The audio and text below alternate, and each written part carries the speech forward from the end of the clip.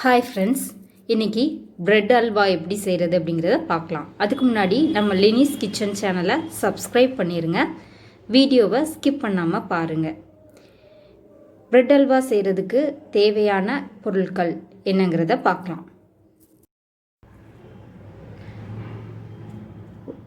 ஒரு cup bread தூள், ஒரு கப் சுகர், ஒரு கப் பால், கிஸ்மிஸ், பேரிச்சை, முந்திரி, பாதாம், வெந்நீரில் ஊற வச்ச குங்குமப்பூ, நெய், எண்ணெய்.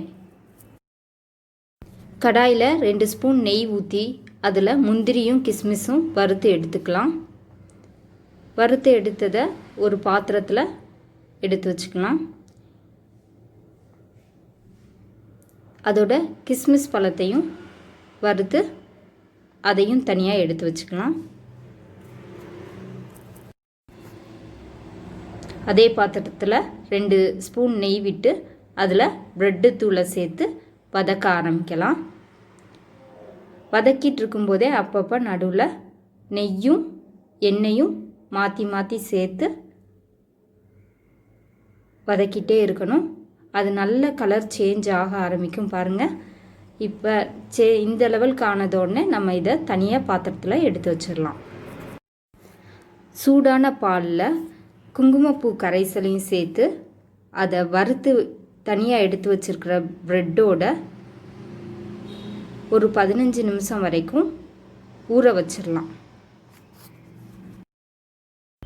பேனில் 1 கப்பு தண்ணியும் 1 கப்பு சுகரும் சேர்த்து கலந்து விட்டுக்கலாம். சுகர் நல்லா கரையிற வரைக்கும் கரைச்சி வச்சுட்டு அதில் நல்லா கொதிச்சு வருது பாருங்கள். இது பாகுபதம்லாம் பார்க்க வேண்டிய தேவையில்லை.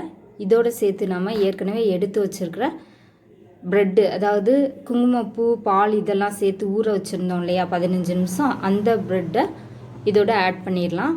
நல்லா கலந்து விட்டுட்டே இருக்கலாம்.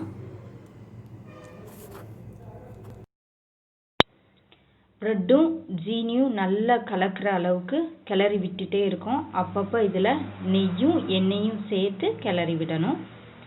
அதோடு சேர்த்து நம்ம இப்போ பேரிச்சம்பழத்தையும் சேர்த்து விட்டு கிளறலாம்.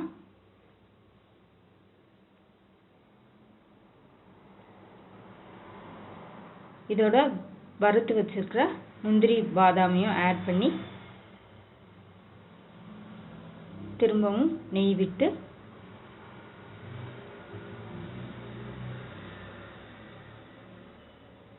வதக்க ஆரம்பிக்கலாம். இப்போ கொஞ்சம் கொஞ்சமாக கலர் சேஞ்ச் ஆகிறது நம்மளால் பார்க்க முடியுது பாருங்க. பாத்திரத்தில் அல்வா ஒட்டாத அளவுக்கு நம்ம கிளறிட்டே இருக்கணும். ஒரு 5 நிமிஷம் கழித்து பார்த்திங்கன்னா இந்த அளவுக்கு வந்துருச்சு. இப்போ பாருங்கள், பாத்திரத்தில் எதுவுமே ஒட்டலை, கலர் நல்லா சேஞ்ச் ஆயிடுச்சு. இப்போ ரெடி ஆயிடுச்சு. நமக்கு தேவையான பிரெட் அல்வா ரெடி ஆயிடுச்சு. இந்த ரெசிபி உங்களுக்கு பிடிச்சிருந்ததுன்னா லைக் பண்ணுங்கள், ஷேர் பண்ணுங்கள், கமெண்ட் பண்ணுங்கள். மறக்காமல் சப்ஸ்கிரைப் பண்ணிடுங்க. அதோட பெல் ஐக்கானையும் கிளிக் பண்ணிடுங்க.